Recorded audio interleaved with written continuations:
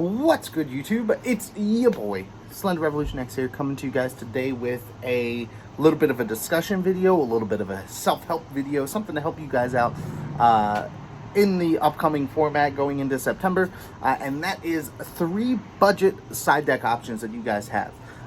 Now, I know a lot of us out there aren't the people that can afford the Lightning Storms, can't afford the Forbidden Droplets, can't afford the Tactical Talons. All of these side deck cards that have become super expensive, that are obviously game-changing, but there is some things out there that you guys can take a look at that do relatively the same thing and can still have a big impact for a small price. So, without further ado, guys, let's dive on in.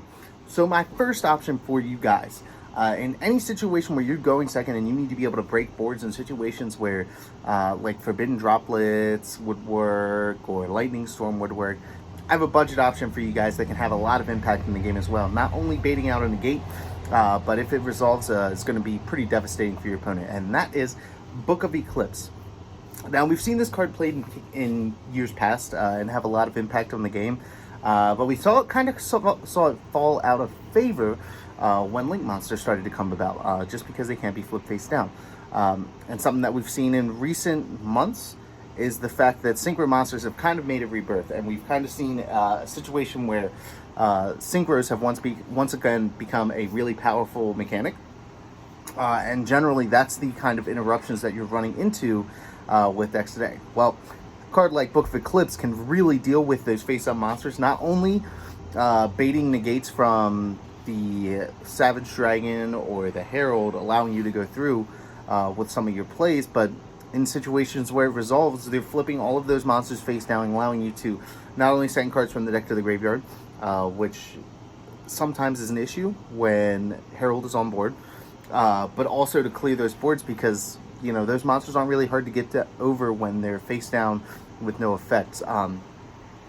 So that is a good way. Not only is it good going second, but Book of Eclipse has some utility going first as well. Imagine people, you know, if all they have is the Jet Synchron, you flip that face down with Book of Eclipse, kind of stops their plays from there.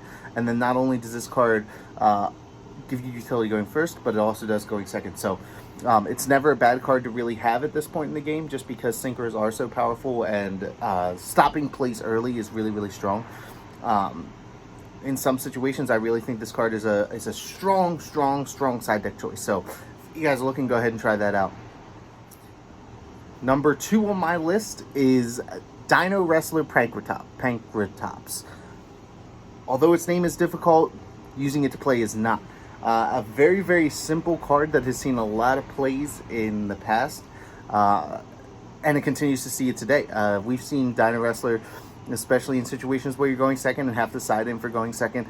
Not only does it bait out 2 negates generally, but it deals with problem monsters really well.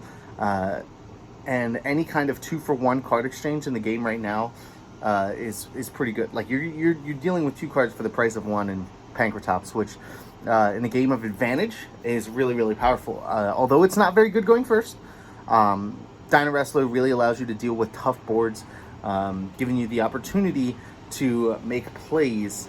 And for a card that a lot of people are questioning whether it should be banned or not, it's a very inexpensive price tag, allows a lot of players who are on a budget to be able to play competitively. And number 3, so we've talked about a lot of cards that can go second, but I wanted to talk to you guys about a card that has utility going first. Say you've won game 1, lost game 2, and now you're going into game 3 with the mentality of you need to go first to be able to break a board, or to be able to build a board to win the match.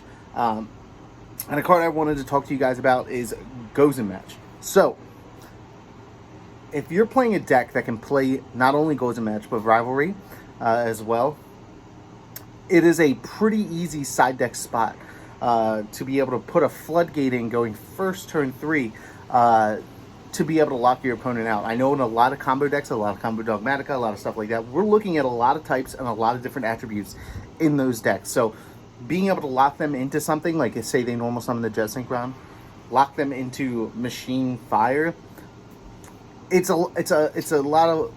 really a strong way to kind of shut your opponent off right from the get-go.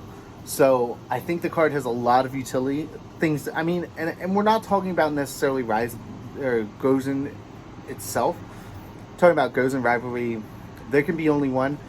Things that you would put in helmet stun decks from the get-go, but have a lot of utility if you're playing a deck like Infernobles that basically is all fire types. If you go up against a Synchro Eldritch, if you go against Dogmatica Invoke, things like that, you really put yourself in a good position going into Game 3 to put up a card that your opponent has a really hard time dealing with. So those are my 3 cards for you guys. I hope it gave you a little insight into kind of the side decking world, and if you're playing on a budget, options that you can really look into. If you guys like this video, make sure you give it a thumbs up. If you guys have any comments or questions, maybe some cards that you think are budget in the side deck, go ahead and leave them in the comment section below. And as always, guys, remember to subscribe to join the revolution today. This is SlenderRevolutionX signing out, and I'll see you guys next time. Thanks for watching.